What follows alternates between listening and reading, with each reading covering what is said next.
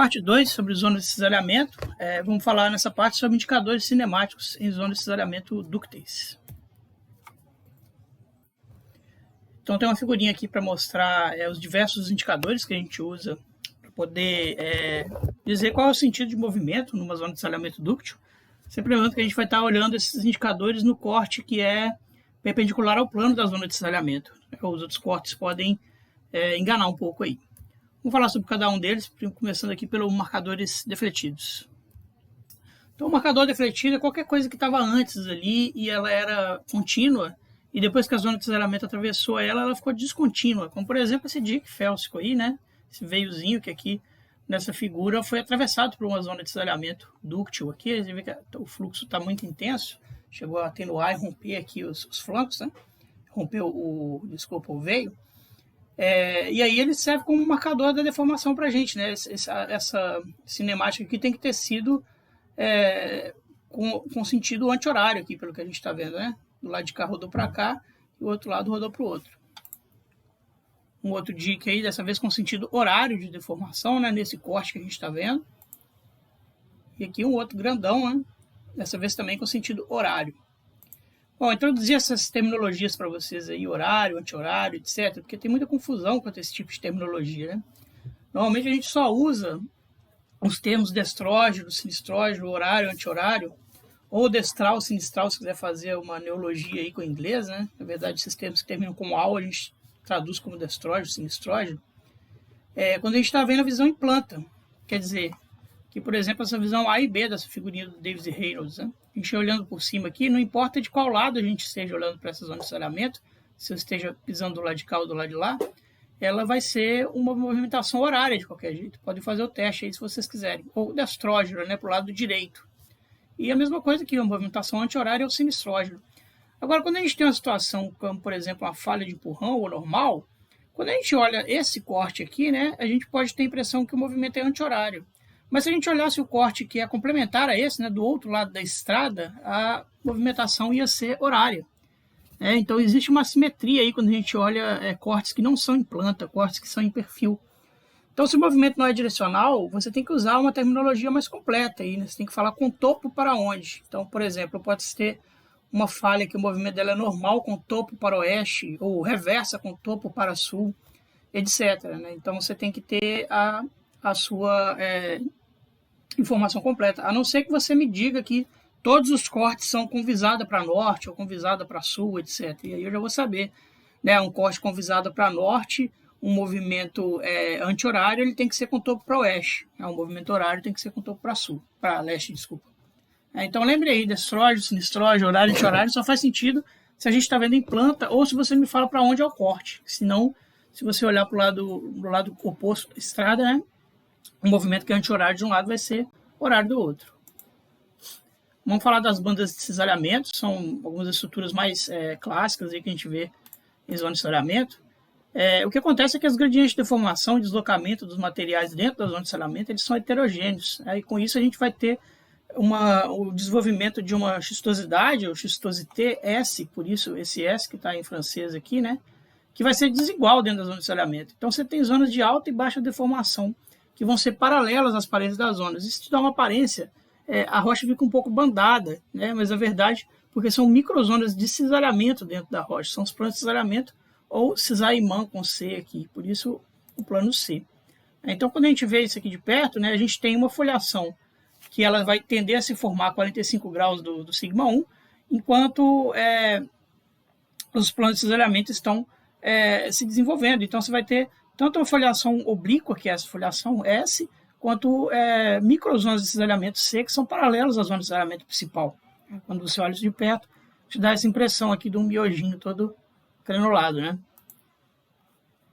Então, olha lá, isso vai dar para a gente também uma simetria, né, que funciona como indicador cinemático, porque essas folhações têm relações geométricas típicas, né? Então, se a gente vê zonas de cisalhamento do tipo C, né, banda de cisalhamento do tipo C, SC, ou também chamado de par SC, a movimentação tem que ser para o lado que é o contrário que a plano S está mergulhando. Então, no caso aqui, sentido horário, né? Esses planos S, então, eles começam com um ângulo em torno de 45 graus com a parede da zona de cisalhamento, mas esse ângulo vai aumentando, né? A gente já viu que dentro de uma zona de cisalhamento, todas as linhas e planos materiais tendem a deitar para a direção de cisalhamento, né? Então, vai tender a paralelizar à medida que você aumenta o strain. Então, os planos C eles são sempre paralelos às paredes do cisalhamento, isso não tem erro. Mas se você começa a desenvolver um strain muito forte, né, você pode gerar os planos C' aqui, que são oblíquos à parede do cisalhamento, com ângulos de 15 a 35 graus. E aí você tem o desenvolvimento lá, né? Aqui você tem a foliação S ainda fazendo um ângulo com a zona de cisalhamento, mas ela vai tender a deitar com o aumento de deformação. Quando ela deita, você pode começar a formar as bandas do tipo C', né? Vê que as planos tipo S estão quase paralelas a C aqui, e aí você vai começar a desenvolver outro tipo de banda de cisalhamento, que é essa C'. Então, essas bandas do tipo C, paralelas às paredes do cisalhamento, funcionam como microzonas. Estamos vendo aqui nesse granito milonitizado, né? São várias microzonas de cisalhamento dentro da zona maior. Novamente, a geometria fractal aqui para a gente. E as bandas C, elas são relativamente contínuas e retilíneas, elas cortam o que vem pela frente, né? Normalmente, elas se formam aí milonitos com pequenas porcentagens de minerais micáceos, desde os primeiros estágios, como é o caso que parece desse granito, tem muito feldspato, né? Onde tem mais mica, ele consegue nuclear essas coisas aí. Aí está o Vitor lá, o Vitor Matheus aqui no Morro do Juá, na Serra do Espinhaço, né, mostrando aqui uma estrutura SC em escala de floramento, muito bonita, né? No caso aqui, indicando movimentação anti-horária para a gente, ó, né? Como aqui a gente está num corte de perfil, ele não poderia falar comigo, ele era aluno aqui, estava mapeando, né? Se ele falasse comigo que era só uma movimentação anti-horária, eu ia dar 0 para ele. Ele ia ter que me falar, né, no caso aqui, essa movimentação, se eu não me engano, é normal com topo para oeste, né? Ele teria que me falar se o oeste está do lado de cá e o leste do lado de lá, acho que o Morro do Juá ali atrás, isso mesmo, né? Mais ou menos uma visada para norte que a gente está vendo, então movimentação normal com topo para oeste. Então vamos chegar em falhas para poder discutir isso aí um pouco. O importante é vocês estarem enxergando esses planos C e S, né? Vê que aqui o corte desse granito que não está exatamente paralelo aos planos C, né? Mas está mostrando aí, né? Os planos S crescendo aqui dentro dele. E a mesma coisa aqui, os planos C estão oblíquos aqui e os planos S dentro dele, inclusive com porfiroclastos manteados, que a gente vai ver um pouquinho para frente aí. Então, para a gente entender nessa distribuição dos planos SC, a gente tem que lembrar da distribuição das estruturas na elipse de deformação, né? A gente tem uma foliação S, que ela é paralela ao plano XY do elipsoide. E o cisalhamento faz ângulo 45 graus com os ângulos principais. Por isso que a gente tem estruturas do tipo C e estruturas do tipo S que fazem um ângulo com ela, né? Então, essas estruturas SC, elas são fruto direto da distribuição do strain heterogêneo dentro da sua zona de cisalhamento. Agora, já as C', eles são oblíquos às paredes do cisalhamento, né, com ângulos entre 15 e 35 graus, e eles são um pouquinho mais complicados de entender. Normalmente, eles aparecem em milonitos extremamente foliados, filonitos, micaxistos miloníticos, quer dizer, aqueles que estão ou passaram por um forte strain e já começou a paralelizar os planos S com a borda da zona de cisalhamento, e com isso você forma novos planos C' para ajudar a acomodar a deformação, né? Ou coisas que são muito foliadas. Não se compreendia muito bem como é que se formava isso aí, porque parecia formado devido à partição de fluxo em materiais com muita anisotropia, com rochas muito orientadas, ou seja, filonitos, ultramilonitos, etc. E essa história, que o aumento do paralelismo de S em direção à parede do cisalhamento causava o desenvolvimento de C' por uma melhor distribuição do strain dentro da zona de cisalhamento, né, desenvolvendo um estágio tardio de deformação. Então, tem aqui a figurinha do Pacheco Row, né? A parede da zona de cisalhamento está aqui, ó, paralela à foto, né? Paralela à base do topo da foto. E você tem os planos C que já deitaram bastante e os planos C' agora se formando aqui, fazendo um ângulo, né? Então, o caso do plano C', né? A indicação de movimento é sempre para o lado que ele está caindo, né? Então, está caindo para lá, você tem um movimento destrógeno, no caso. Aí. Agora, há pouco tempo, tem o pessoal fazendo umas modelagens muito interessantes, né? Esse artigo aqui, que saiu no Journal of Structural Geology, mostra uma modelagem, né, com vários graus de porcentagem de minerais micáceos, etc., para a formação dessas bandas C', né? Então, estão aqui bandas C' de exemplo em algumas rochas. E eles esse pessoal chegou na conclusão que eu achei muito interessante, né, que não precisa ter tanto strain envolvido e tal, e mesmo com pouco mineral micáceo, você pode formar banda C'. As bandas C' elas se formam de forma efêmera, na verdade, né? Elas, à medida que a banda C vai se formando, ela vai tender a rotacionar como toda outra estrutura aqui dentro, e às vezes ela rotaciona de forma a imbicar para baixo, né? E com isso você vai ter uma formação de uma banda selinha. Só que essa formação, se você continua o fluxo, ela tende a back rotate, ela rotaciona para trás de novo, voltando, né, para o lado lá do C. Então, talvez quando a gente está vendo algumas rochas, né, não todas, pode ter outros mecanismos, mas com bandas selinhas, na verdade a gente está vendo um instantâneo desse momento em que ela rotacionou, imbricando para o lado do fluxo, né, mas a rocha não chegou a passar pelo momento em que, se continuasse o strain um pouco, talvez ela ia imbicar para trás de novo, né, ia dar o back rotate. Então, a grande contribuição desse artigo foi mostrar isso, que as bandas selinhas podem se formar e depois desformar dentro da rocha se o strain continua. Estão vendo o gama aqui, né? Que é a deformação por cisalhamento. Ele tá tirando aqui vários... Eu acho que é uma mulher aqui, essa primeira autora. Está tirando várias fotos em strain cada vez mais alto, né? Então, selinha pode formar e depois ser consumido. Aqui a distribuição do strain e do stress na rocha. Ela tem alguns filmes, esse site chama L Numerical Simulation Platform. Tem aqui o endereço para vocês irem lá, né? O pessoal de, se eu não me engano, da Alemanha, mas tem o pessoal da Austrália também junto aqui. E tem no YouTube também os vídeos deles. E aqui são uma série de vídeos, né? Aqui com 5% de minerais micáceos, né? São os pretinhos. Como é que se formam as zonas. Eu vou passar mais rápido, porque o vídeo é um pouco devagar, mas já está dando para ver aqui o S e o C, né? As bandas S, as bandas C. Aqui já aumentou bastante o strain, tudo tende a se paralisar, né? Todo mundo tende a paralisar o C. E tem coisa interessante que eu falei com vocês, né? A gente pensar no fluxo milonítico como fluxo turbulento, né? De repente você tem aqui uma espécie de bumpzinho, um quebra-molazinho que você pode nuclear coisas como isso aqui, ó, né? Essas dobras meio malucas aí, etc. Então, dentro do zona de aceleramento, realmente... Olha lá como é que nucleou a dobra no bumpzinho, ó. A dobra toda maluca aí que nucleou dentro dessa zona de aceleramento. Agora aqui já é com 15% de minerais, né? Vamos passar mais rápido. As bandas SC se formam bem mais rápido, né? Mais minerais micáceos aí. Mais grosso, mais fácil de ver. À medida que você vai aumentando, né? Eu não lembro bem aonde nesses vídeos que se formam as bandas selinhas, mas tem esse tipo de coisa aqui, né? Caindo pro lado lá do... Aqui também vai começar a formar uma selinha agora, ó, caindo pro lado do negócio, do fluxo. Depois ela back rotate, né? Ela rotaciona de volta. E quem quiser vai lá nesse site, né? Tem isso tudo lá, tem outros experimentos também bem legais, né? É uma coisa bem nova, isso é 2020, 2021, tá bom? Aqui já com 30% de mineral micáceo. Não vou passar tudo, senão a gente vai perder muito tempo, os vídeos são grandes, né? Olha as dobras se formando aqui, ó. Né? E já com 45%, a rocha já é quase meio a meio. Na verdade, são 3 fases que ele colocou aqui, né? Que ela colocou. Se eu não me engano, o branco é o quartzo, que é a competência intermediária. O cinza é o feldspato e o preto é a mica, tá? Vê como é que fica interessante essas simulações. Poderiam fazer vários outros experimentos aí, né? Por exemplo, colocar grandes pedaços cinzas para poder simular porfiroclastos de feldspato, por exemplo, né? Vocês estão vendo que ela colocou aí mais ou menos uma textura equigranular. Poderia testar com outros tipos de coisa, né? Então, campos abertos aí para experimentação e modelagem numérica. Quem tem interesse, eu sugiro entrar nesse site lá, entrar em contato com esse pessoal, né? Quem sabe não consegue aí um estágio, alguma coisa assim. Quando tem mais mineral micáceo, olha como é que a textura já fica, né? Grossa. Olha o que está acontecendo aí. Eles controlam muito a deformação aí dentro. E as bandas selinhas, né? Quanto mais mineral micáceo, mais fácil você fazer essas bandas selinhas. Mas nesse experimento que ela demonstrou que até com 5% você pode formar efemeramente esse tipo de estrutura, tá bom? Vocês estão vendo aí, né, o fluxo da esquerda para a direita, o horário nesse corte, né, que a gente está vendo aqui. Então, viu banda C, selinha, já sabe para qual lado que é a movimentação.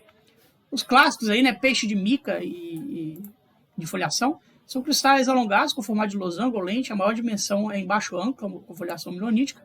Eles têm trilhas, né, umas caudinhas de pequenos cristais que podem se estender dos peixes para a matriz e pode se formar tanto em mica como em turmalina, biotita, silimanita, etc. Mas são muito comuns em mica, né, quando você tem um quartzito micáceo, alguma coisa assim. Então, essa forma losangular está ligada à deformação interna, recristalização de solução, crescimento lateral do material dissolvido. Você tem zonas de maior pressão, menor pressão, você vai estar dissolvendo de um lado e recristalizando no outro. Aqui é a zona de maior pressão, a gente está empurrando, né, o material vai tender a migrar para os cantos aí. Então, essa simetria monoclínica em escada, todo material que tem essa simetria monoclínica, né, quer dizer, parece um subindo escada, a gente usa como indicador cinemático, é sempre subindo do lado baixo para o lado alto. Então, esses mica fiches aí indicam movimentação horária, né? Todo mundo para a direita. Isso chama stair stepping, subindo a escada. Uma coisa muito legal, você está lá no Davis e Reynolds, né? O Davis e Reynolds tem umas coisas bacanas, eles chamam de fish flash, que é a reflexão da luz do sol na parte posterior dos peixes de mica. Então ele quebra a amostrinha lá, né? Se você está olhando com os peixes de mica orientados, né? A cabecinha deles subindo aqui no sol, você sabe que a movimentação é para o lado que brilha mais, ó, né? Para o lado que brilha menos, você virar para o outro lado, né? Olhar para o outro lado, você vai ver a sua rocha brilhando menos. Então, ideias aí do Davis e Reynolds para ver num corte paralelo à zona de soleamento, nesse caso, né? Esse é o corte paralelo, esse é o corte perpendicular. Estamos mostrando aí movimentação sinistrógena. Os peixes de foliação são similares aos peixes minerais, desenvolvidos, ao contrário dos peixes minerais, em camadas policristalinas, né? E muitas vezes esses peixes aí gradam para estruturas SC. Essa distribuição muito heterogênea do strain, né? Como se tivesse uma estrutura SC só nessa porção da rocha. Se você continuar com o strain, provavelmente você vai desenvolver no resto da rocha também. A foliação oblíqua é um negócio mais misterioso um pouco, mas ocorre quando você tem um strain já legal assim na rocha, você está paralelizando todo mundo, as suas bandas S, suas bandas C, etc. Mas, de repente, você tem um domínio aqui dentro do seu zona de soleamento, que ele é como se fosse um enclave, ou uma parte com menos deformação, que ficou preservado um instantâneo, né, o eixo instantâneo do plano XY aqui de deformação, né? Então, o que acontece é o estiramento dos grãos versus recristalização dinâmica e recuperação. O que está acontecendo na matriz, o tempo todo ela está recristalizando dinamicamente e recuperando, mas de repente você consegue um bolsão de mineral, né, que preservou o estiramento dos grãos sem eles recristalizarem paralelamente à zona de soleamento, né? Então é como se fosse um instantâneo daquele momento de deformação que você está vendo dentro de um fluxo ali. E aí tem que ficar esperto que eles marcam apenas o último incremento deformacional, né? Enquanto a foliação principal, que está ao redor, resulta de toda a história da deformação tendendo a paralisar com o plano de soleamento. Novamente, né, a simetria monoclínica é a mesma, subindo escada, assim como os mica fish, né? Vamos falar agora de um negócio muito legal, que são os sistemas de porfiroclasto, né? Os porfiroclastos são cristais relativamente grandes em uma matriz fina. A matriz geralmente é poliminerálica, né? Em muitos casos, esses porfiroclastos, quando eles estão numa zona de cisalhamento que sofreu bastante recristalização enquanto estava o fluxo acontecendo, né? Eles podem ter trilhas de minerais em suas bordas. A gente tem dois tipos de trilhas. A gente tem as caudas de recristalização, como é esse caso aqui, ó. É um porfiroclasto maior com uma cauda aqui, a cauda do outro lado também. E a gente tem as sombras de pressão, tá? A diferença entre as duas, que a sombra de pressão é o caso aqui de baixo. No caso é uma franja de pressão até. Se as trilhas são formadas por cristais mais finos do mesmo porfiroclasto, da mesma composição, a gente chama essa estrutura de manto núcleo porfiroclasto manteado, né? E a cauda é formada pela recristalização dinâmica das bordas enquanto ele vai rodando. Por isso é chamado de cauda de recristalização. Então a cauda de recristalização, o material é o mesmo do porfiroclasto, né? O material que foi recristalizando nas bordas à medida que o porfiroclasto rotacionava, tá? Agora, se as trilhas são formadas por minerais de composição distinta do porfiroclasto, a gente chama essa estrutura de sombra de pressão. E essa sombra de pressão que vai depositar nessa local, né, normalmente formada pela precipitação de soluções percolantes, fluidos hidrotermais ali, né? Então, aqui no caso, isso aqui é uma pirita, né, que à medida que ela foi rotacionando aqui, o sigma 1 estava nessa direção, você abre espaço na direção de sigma 3, né? Essas são chamadas sombras de pressão. E nesse buraco que abriu, percolou, e o fluido que estava percolando por aí depositou ou calcita ou quartzo, alguma coisa mais solúvel aí dentro. Então essa é a diferença. Cauda de cristalização é o mesmo mineral, sombra de pressão, minerais diferentes, né? Se você pode demonstrar, por outro lado, que os minerais nas trilhas são fruto de reações do porfiroclasto com outros minerais, a gente tem as bordas de reação metamórfica. Essas a gente vai ver na próxima aula, quando falar de porfiroblastos, tá bom? A gente vai ver a diferença disso aí, porfiroclasto e porfiroblasto. Então, os porfiroclastos são objetos relativamente rígidos, em geral, né? Que competência é maior do que a rocha que está ao redor. Então, eles rotacionam durante a deformação e essas caudizações de sombra de pressão podem apresentar simetria monoclínica, stair stepping, que a gente vai usar como indicador cinemático. No caso aqui de cima, movimento anti-horário. No caso aqui de baixo, movimento horário. Sempre subindo a escada, tá bom? Agora a gente tem vários tipos de porfiroclastos manteados, né? A gente tem os tipo sigma, que formam-se sob baixas magnitudes de formação por salhamento, onde a gente vai recristalizar o porfiroclasto mais rápido do que a gente vai estar rotacionando. Então, ele chama tipo sigma por causa da letra grega sigma, né? E a gente tem aqui uma linha mediana, ela vai ter essa simetria subindo a escada, né? O porfiroclasto manteado simples. Se ele não tem stair-stepping, né? A gente tem os objetos do tipo Φ, até nem coloquei aqui, mas são os porfiroclastos manteados simétricos. Pode ser uma zona de cisalhamento por achatamento, ou aquele porfiroclasto específico que estava orientado numa direção que pegou essa movimentação aí, com o plano XY paralelo a essa simetria, né, sem fazer uma movimentação assimétrica. E a gente tem os porfiroclastos tipo delta, onde a cauda é fortemente rotacionada pelo porfiroclasto. À medida que ele vai crescendo, ele vai arrastando a cauda junto, né? Isso aí é característica de uma rotação muito rápida. Ele está rotacionando mais rápido do que ele está recristalizando, tá? O tipo delta pode causar um pouco de confusão na hora de interpretar, mas sempre passa uma linha mediana no meio do seu porfiroclasto, você vai entender que você tem que subir do lado baixo para o lado alto. Às vezes, por causa desse embainhamento que ele está mostrando aqui, as pessoas confundem, né? E acham que ele está indo de cá para lá, na verdade, mas é o contrário, né? Anti-horário, que sempre stair-stepping, a cauda que está mais baixa para a cauda que está mais alta. E a gente tem objetos complexos, com vários sets de asas aí. E aqui o Davis e Reynolds desenhou isso em 3D, para a gente sempre lembrar, né, que a gente está vendo cortes. No mesmo rocha, você pode ver vários tipos de porfiroclastos, dependendo de taxa de crescimento da cauda, forma inicial dos cristais, caudas em tempos distintos, como é o caso do objeto complexo. Porém, o mais importante, né, que dentro de uma zona de cisalhamento, a gente tem que pensar no conceito de turbulência e vorticidade, né? Pode ser que você esteja numa zona em que no centro da zona o movimento vai te dar um fluxo mais simétrico, e aí nas bordas você tem uma distribuição heterogênea de strain, você pode estar rodando mais rápido na borda do que no centro da zona de cisalhamento, por exemplo, né? Aí você vai ter os vários objetos. Inclusive, você pode ter porções dentro da zona de cisalhamento onde você tem movimento antitético, né? Relativo. Você pode estar rotacionando para o outro lado em relação ao movimento geral, tá bom? Então, tem que ficar esperto para isso aí.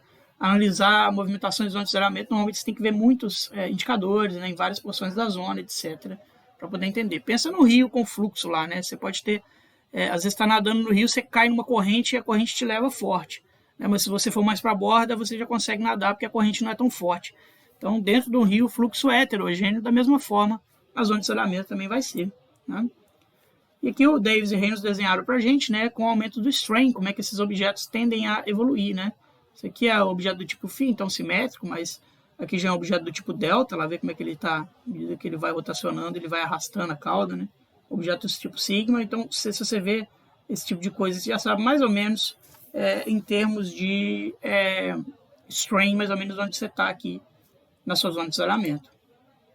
Esse site é muito legal, um curso de Jean-Pierre Bourg, lá de Zurique, se eu não me engano, né? Então vocês podem acessar o site. Ele faz aí uma anatomia, né, do sistema de porfiroclastos manteados, com inclusão dura aqui, foliação da matriz, e a gente tem um importante aqui, né, a gente tem um quadrante compressional, né, se a gente fizer a nossa distribuição do strain, e um quadrante extensional, sigma 1 apertando aqui, sigma 3 cuspindo para cá, né. O porfiroclasto manteado vai estar mais ou menos a 45 graus, que é a direção da zona de cisalhamento, né.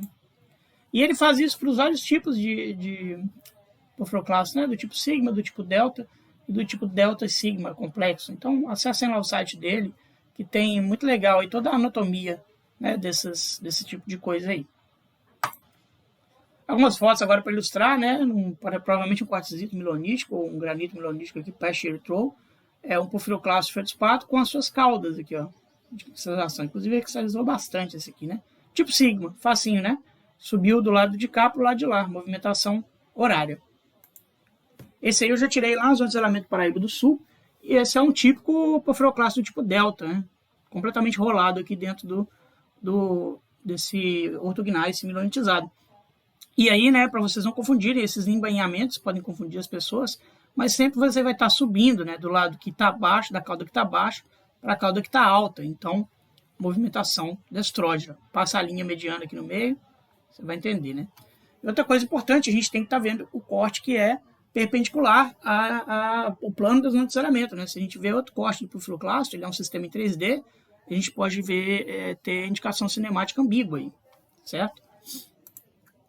E uma fotinha lá do blog do Fossen e companhia, né? Mostrando aqui uns sistemas do tipo delta também. Então passa a linha mediana no meio, né? Do baixo para o alto. Passa a linha mediana no meio aqui, você tem que estar indo do baixo para o alto. Isso aqui está um pouco mais difícil de interpretar, mas os embainhamentos mostram isso também. De novo, da plataforma numérica lá do L, né? Isso aqui é um outro artigo de um outro camarada lá desse grupo, que mostra a formação dos porfiroclastos aí, né? Numa zona de salhamento destral, no caso, horário. Esse é do tipo sigma, né? Se não me engano, ela vai formar, né? Ele está rotacionando. Não, esse é do tipo delta, pelo jeito. Ela formou os embainhamentos, né? Até como as sombrinhas de pressão no embainhamento, olha como é que depositam coisas aí, né? Aí formando o tipo delta lá, né? Então, sempre ver essa direção dos embainhamentos para você saber qual que é a movimentação, certo? E aqui, então, vai ser do tipo sigma, provavelmente. Deixa eu ver. Vamos passar mais rápido um pouquinho.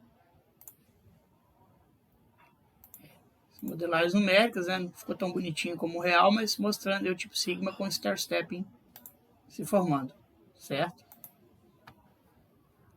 Aqui, só lembrando, né, tem duas coisas diferentes, mas o material que forma o porfiroclasto é o mesmo material das caudas, né? Ele só colocou essa cor diferente para mostrar que aquele ali teve uma forte recristalização. A sombra de pressão, então, acontece porque a matriz nos flancos de um objeto rígido ela é protegida da deformação, né? Então, você cria uma sombra realmente de pressão. Você imaginar que, como se o sigma-1 fosse a luz solar, né? Isso aqui vai proteger as bordas do que está como se fosse um bloco de rocha fazendo sombra, né? E aí vai abrir essas cavidades, onde pode ser depositado material em solução. Normalmente é quartzo, calcita, às vezes clorita, alguns opacos. Tem uns exemplos legais lá no site do Streckheisen, com clorita na sombra de pressão de titanita, que é muito legal, né? Mais raro, sim. Opa, passei rápido aqui, desculpa. Então, o crescimento dos minerais acompanha cada incremento de deformação. E se, às vezes, ele se deposita de forma fibrosa, né? Como se fosse um preenchimento de veio mesmo. E aí formam-se as chamadas franjas. É difícil a gente inferir o sentido de salhamento, porque ela pode formar de forma incremental, né? Então, a sua pirita roda um pouquinho, você tem uma formação de uma franjinha. Ela roda mais um pouquinho, ela já roda essa franja que formou e forma outra, né? Roda mais um pouquinho e forma outra. Então, você tem essa franja no final, parece uma bala aqui, toda enroladinha, né? Porque são vários incrementos de deformação. E com isso é um pouco mais complicado de interpretar, tá?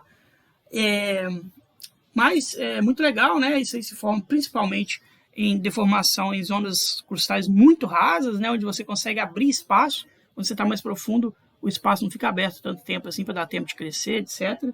E às vezes até coisa importante de depósito mineral, né? Já teve estudo sobre platinoides, essas coisas aí, etc. Porque isso aí são zonas como se fossem veios, né? A coisa percola e deposita aí dentro, né? Muito legal para falar sobre deformação rasa, tá bom? Estruturas em quadrantes, então, como a gente viu, né, a gente tem 4 quadrantes, a gente tem os quadrantes compressivos e os quadrantes distensivos nos Is aqui. E a gente vai ter estruturas que são distribuídas de forma assimétrica nas bordas desses 4 quadrantes. A gente tem as dobras em quadrante, as quarter folds, tá, que desenvolvem por causa da rotação da foliação no campo extensional, né, você tem esse espaço aqui para rotacionar. Os quarter mats, que são concentrações de mix ao redor do porfiroclasto, por causa da dissolução por pressão, né, você tem uma pressão dirigida aqui que pode formar uma concentração de minerais opacos ou micas aqui, como se fossem estilólitos, né? E mirmequita, quando você tem a pressão aqui, ela auxilia a quebra de calfeospato e diminui o volume. Então, você vai ter mirmequita formando nos quartos também. Então, quarter folds aí, ó, né, se formando nas zonas de sombra de pressão do seu porfiroclasto. Os mets, a concentração de mica ou coisa assim, na zona mais compressiva. E mirmequita pode se distribuir de forma assimétrica, né, nas zonas compressivas. Orientação cristalográfica é a orientação preferencial dos eixos dos cristais, aquela que vocês estudam lá em mineralogia, né? Cristalografia. E normalmente a gente não vê isso na rocha de olho nu, né? A gente tem que colocar isso no microscópio e dar um jeito de medir a orientação do eixo, né? Quando você cruza lá o Nicol e o seu quartzo fica extinto, você sabe qual que é a orientação do eixo C dele naquele momento, né? Antigamente isso era medido através de platina universal. Vou mostrar o que é isso. Mas, de forma mais moderna, a gente usa o microscópio eletrônico de varredura, que é ligado a um detector de difração do tipo EBSD, né, que faz isso de forma mais automatizada para a gente. Então, é uma medida da orientação dos cristais na sua rocha. Se todos eles estão orientados na mesma direção, quer dizer que você tem um forte strain, provavelmente está na zona de salhamento de strain muito alto, né? E aí todos os eixos secos, assim como as linhas materiais aqui dentro do sua zona de cisalhamento, vão tender a deitar para o lado da zona do sentido de cisalhamento, né? Então, esses eixos C vão funcionar como linhas materiais aí dentro, tá bom? E para enxergar isso, tem uma série de diagramas que se usa aí, né? O mais comum é o diagrama de polo estereograma. Esses outros dois também são utilizados, mas menos aí, né?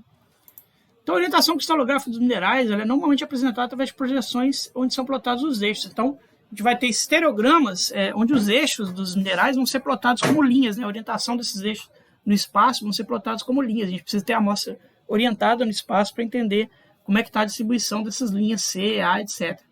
Principalmente eu uso o eixo C, que é o mais longo no quartzo, né? Mas também pode ser usado o eixo A de vez em quando. Isso aqui é a platina universal. Ela é uma platina que você acopla no microscópio e ela permite você mover a lâmina tridimensionalmente, né? Tanto na vertical quanto na horizontal, diagonal. Aí. E aí você gira ela até que no seu microscópio você vê um mineral completamente extinto. Aí quando você vê completamente extinto, você vai lá e anota a orientação em todos os eixos aí da platina. E aí você vai fazer isso para 1.000 grãos, 2.000 grãos numa lâmina, para você ter uma orientação estatística legal dos minerais. Né? Quer dizer, é muito trabalho. Isso quando começou lá com Bruno Sander, etc., o pessoal no século passado, levava um mês para fazer a orientação da platina aí, de algumas lâminas, né? Porque você precisa de centenas de eixos de cristais. Mas isso mudou, né? Porque hoje em dia a gente tem o desenvolvimento do microscópio eletrônico de varredura, técnicas computadorizadas, e com isso você consegue jogar uma lâmina de quartzito, como é o caso aqui que a gente fez na Universidade de Montpellier, na França, e cada corzinha, em vez de aí, são cristais individuais de quartzo, né? O EBSD ele consegue mapear para você as bordas dos cristais, né?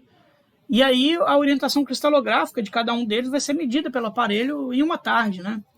Então, vamos ver aqui no caso, o resultado vai ser plotado em projeção estereográfica, né? Nesse tipo de diagrama que é desenvolvido para isso, a estatística de grande quantidade de dados, diagrama de densidade, né? E aí você vai, nesses diagramas de densidade, você vai ver formas típicas aí de várias distribuições de strain, né? E são alguns tipos de distribuição de diagrama de densidade de eixo C e A e interpretação quanto ao tipo de strain, né? A temperatura de mineralização, normalmente, ela influencia quais planos cristalográficos vão estar ativos, como deslizamento, né? Normalmente começa com alguns planos tipo perpendicular ao eixo C mais ativos, depois outros podem se tornar mais ativos com a continuação da deformação, né? Essa distribuição em guirlanda, né, a simetria delas vai mostrar o sentido de movimentação. Então aqui, ó, isso aqui está indicando para a gente, isso aqui é um estereograma, tá? Essa área sombreada aqui seria a distribuição dos eixos C, ó. Ele faria essa distribuição com esses bracinhos aí que também são típicos, tem explicação para isso lá. Enquanto os eixos A estão se distribuindo aqui, ó. A gente está vendo um corte, como sempre, paralelo, perpendicular à zona de isolamento, desculpa. Se você ir aumentando a temperatura, esses bracinhos vão tendendo a sumir, agora todos os eixos C estão ficando, né, na direção do plano S, aqui, o plano de isolamento está aqui, ó, plano S. Se aumentar a temperatura, outros planos de slip vão ativar, no quartzo os eixos C tendem a ir todo para o meio. E se você for para a temperatura mais alta, os eixos C vão paralelizar os eixos A, né? Então você vai ter grandes ribbons de quartzo, né? Tudo tirado para a mesma direção. Então são esses tipos de desenhos aí na hora que você plota em 2.000, 3.000, 4.000 eixos que vão te indicar a simetria e quais planos estão ativos. Né? Aqui só de bater o olho, né, a gente sabe que a movimentação tem que ser horária por causa dessa simetria aqui da distribuição do eixo C. Né? Então agora mostrando aqui os planos de slip ativados. Então nessa situação de baixa temperatura, o plano de slip A que está ativado. Ó, né? Então o A vai fazendo slip e o C vai orientando, né, em direção ao cisalhamento. Mas quando você vai aumentando a temperatura, os outros planos vão tender a se ativar também, até o plano C ativar, e aí você vai ter essa distribuição aí que todo mundo está orientado já na horizontal, né, no caso aqui desse corte. Então tem um exemplo de vida real aqui agora, né, eu peguei aqui 2 quartzitos da zona de cisalhamento malhadinho e o preto. Aqui a gente tem os eixos C e aqui a gente tem os eixos A de uma lâmina, e aqui a gente tem o eixo C e o eixo A de uma lâmina. Pra vocês terem uma ideia, tem aqui 5.178 medidas. Isso foi feito numa tarde pelo microscópio eletrônico de varredura, né? Se fosse fazer isso na mão, na platina universal, virando para lá, para cá, ia demorar mais de uma semana aí, né? Muito mais. E essa lâmina aqui, no caso, 7.500 eixos, mais ainda, né? E aí, ó, eu desenhei aqui pra gente a guirlanda tipo uma assimétrica, né? Lá. Então, o eixo C está distribuído, tem uma simetria, a gente consegue ver aqui, e ele ainda tem aquele bracinho que se forma, né? E os eixos A, lá, a mesma coisa, né? O eixo A tem aquela distribuição para lá, para cá, né? Então, tem uma orientação preferencial da estrutura cristalina do quartzo, que é assimétrica em relação aos eixos externos XYZ, a cinemática destrógena, né? Tá mostrando pra gente aqui a guirlanda destrógena. Os eixos A estão no plano de desalhamento, análogos aos pares SC.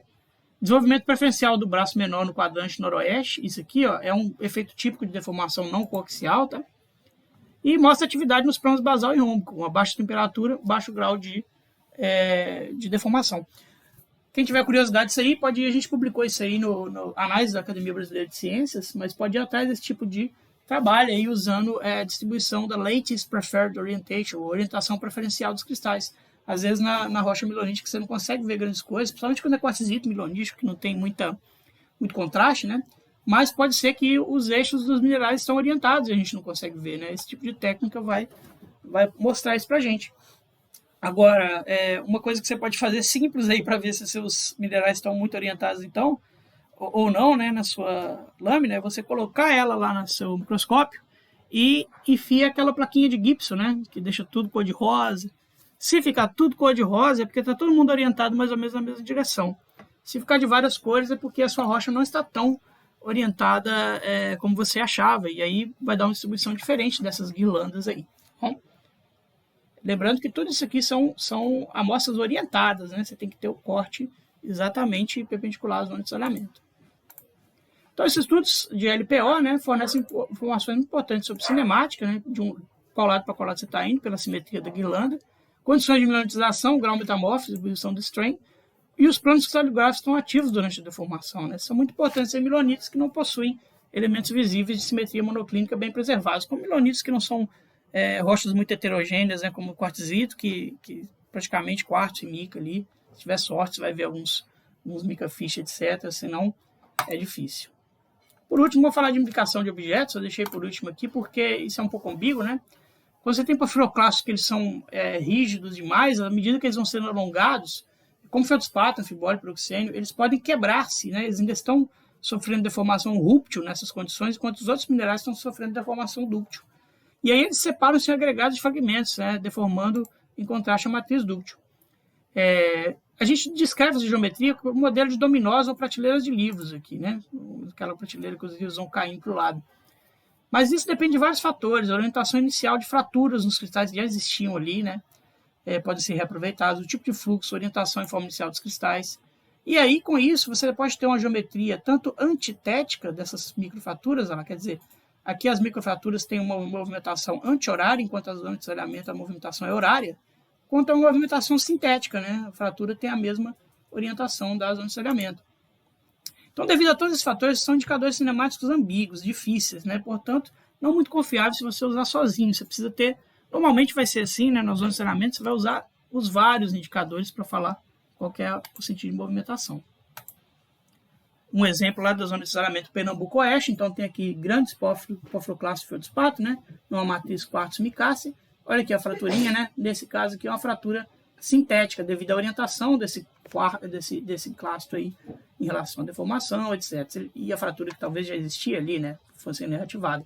De repente, se ela estivesse para o outro lado, ela ia ser reativada de forma antitética, né? Então, tudo depende da movimentação, tem que pensar sempre como fluxo, né? Aqui, no caso, horário com fratura sintética horária. Essa rocha é exatamente essa aqui, tá? Você vê como é que em campo, às vezes, até engana, quando a rocha é muito deformada, né? Ultramilonitizada, você tem que ver na lâmina para conseguir enxergar esses indicadores. Budins escalonados em zona de desalhamento, aqui essa foto do Fossen, né? E aqui, se não me engano, a movimentação é antitética, né? A zona de desalhamento está para a direita e as fraturas estão para de forma caindo anti-horária. Então tem um sumário aí do livro do Pasheer Troll, que é um livro muito legal. Aqui ele colocou até a distribuição de pontos mesmo, né? Como se fosse linhas furando aqui o estereograma, em vez de fazer só a densidade, para a gente entender a Preferred Orientation. Depois vocês podem dar um print e ir lá no livro Microtectonics do Pasheer Troll, um livro muito bom, né? E ver essas orientações. E a coisa muito importante que vai ser qual corte a gente tem que ver para enxergar essas estruturas, né? Então, já no floramento também do Pasheer Troll, lá no final, né? Tem Tem um apêndice sobre como orientar rochas para poder fazer lâmina, etc, né? Normalmente o melhor corte para enxergar é perpendicular à foliação e paralela à lineação. Você pode fazer outros cortes auxiliares, mas tem que ter esse aí, né? E é importante, você vai manter o mesmo sistema de coordenadas desde o campo até a lâmina delgada, para você saber sempre para qual direção está olhando. Ele tem uma dica muito boa que eu acho muito boa, porque a gente já teve, eu no passado, sim, tinha muito problema com o iluminador, né? Problema não, conversava com os caras, mas você pedia para fazer a lâmina de um lado e fazia do outro, né? E aí quando você ia colocar no microscópio, você não entendia qual que era a movimentação em relação ao campo. Então você tem que ter sempre a orientação da sua lâmina em relação à orientação da amostra coletada, que por sua vez está orientada no campo. No caso aqui, ó, ele marcou aqui no topo, né? Que a gente tem esse strike e esse dip aqui da rocha, 35 para, aí vai anotar lá o que é. E marcou o topo da amostra para cá. Mas ele tem uma dica muito boa, que é fazer uma marquinha. Pode ser uma marquinha de serra, pode ser uma marquinha de qualquer coisa assim, né? E aí quando você pedir para fazer a lâmina, né, não importa se o cara for fazer a lâmina de um lado ou do outro do tarugo da rocha, se você fez a marquinha, você vai saber para qual lado você está olhando. Né? Então eu acho essa é uma dica legal aqui do Partial Troll. Eu fiz ela por um tempo, né? Ajuda a você a distinguir. Mas o mais legal mesmo é no campo você já vê indicador cinemático, né? Se você já vê no campo, aí fica mais legal de você levar para o laboratório e conseguir enxergar. E também leva o tarugo da rocha junto, né? Tira foto, isso aí ajuda muito a orientar. Então, vamos tentar sempre orientar nossas amostras no campo aí. Tem uma bibliografia básica aqui, alguns livros que eu usei, né? Um pouco do Fossen, Partial Troll, Microtectonics, muito utilizado aqui. Muito mesmo, vocês podem pegar esse livro aí e devorar, que é muito legal. O Ramsey Huber, como sempre, né? O Davis Reynolds, muito legal, não coloquei aqui, mas tudo bem. Tem alguns atlas, né? O Partial Troll, além do Microtectonics, ele tem um atlas de milonitos, tá bom? Que é muito bacana, podem procurar lá, que é legal. E alguns artigos, né? Tem artigos clássicos aí, como Partial Simpson, Class System, as Kinematic Indicators, tem uns mais novos também, que vocês podem correr atrás aí, tá bom? Beleza.